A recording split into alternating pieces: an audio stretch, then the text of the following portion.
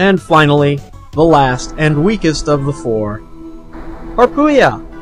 What a wussy.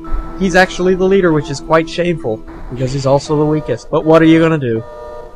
Use your ice chip on him, and he will basically be stuck in a constant loop, and you'll be able to take him down relatively quickly. If you're not using your ice chip, then you're gonna have a little bit more trouble, but still, nothing that should really get in your way, shall we say.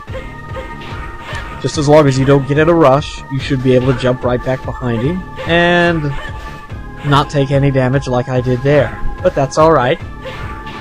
Now, you weren't able to see his tornado the last time, but I think you are there, and I almost jumped the gun there and bought the farm. Good stuff, good stuff. Let's see. Nope, gotta love my frame rate. That didn't record the tornado. The tornado appears like every couple of frames, and it's just fucked up. It looks like his EX skill is totally worthless, but there is a tornado there, I promise you. I guess I can upload a video of just that. That'll work. Why not? To prove to you that it's not just those two electric things. Anyway, we're coming to the end of the video now. If you're watching on Vidler, then no worries. If you're watching on YouTube, go to the next part. So the only thing that remains is the final boss, Copy X. Now this last little bit here can be tricky. There are some interesting parts to it, shall we say, but as long as you're paying attention and you're not trying to rush through it like I am there, you should be able to avoid taking any damage, which, believe me, you're going to want to do, because the final form of the last boss is quite a pain in the ass. I don't know, my one gripe with this level, and I guess that's with all the final levels of the Mega Man games, is that I don't know, I kind of preferred how Mega Man X1 did the levels and the boss rush thing. They had the where you refight the bosses spread out over the last 3 levels, you know, throughout the levels. It wasn't just, bam, 4 bosses right there. Little patch of the final level, then the final 4, you know, it was different. Anyway, there's the big bastard of the game. Looks surprisingly like X, except red eyes. That must mean he's evil! And I love Fafnir there. Copy X tells them all to get lost, and Fafnir is pretty much, you know, fuck you. But then he leaves anyway, so they're all his bitch, but that's the way it works in Neo Arcadia. And I hope you're ready for a good another 40 seconds, I'm gonna say, of hot text action, because that's what we're in store for. If you thought CL ran her mouth, ho, you haven't seen anything until you listen to Copy X here. Puts her to shame. No, we haven't noticed any humans other than CL, and she ran away. So that's our only input, man. Apparently it sucks, dude. Blah, blah, blah.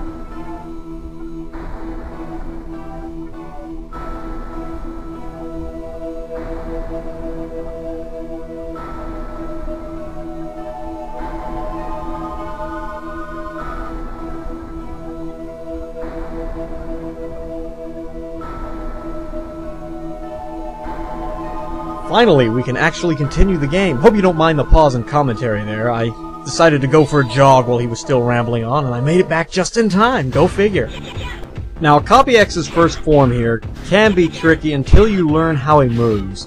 Now, he has 3 different forms, you know, or I should say 4 different forms, 3 for each element and then a neutral form, and 2 attacks for each of those, 1 uncharged and 1 charged. You just saw, well, his flame, ice, and neutral one. Now his EX skill there, bam, sub-tank, which doesn't really help him all that much in this battle, because it's only a one-time thing, thank God for that, I guess. Probably the biggest asshole attack he has is that one right there, his little ice shard attack, because not only do you have to avoid the initial chunk of ice that he shoots at you, whenever it hits a wall or ceiling it busts up into a 5-way spread pattern. So you basically have to dodge it one way and then dodge it the other way.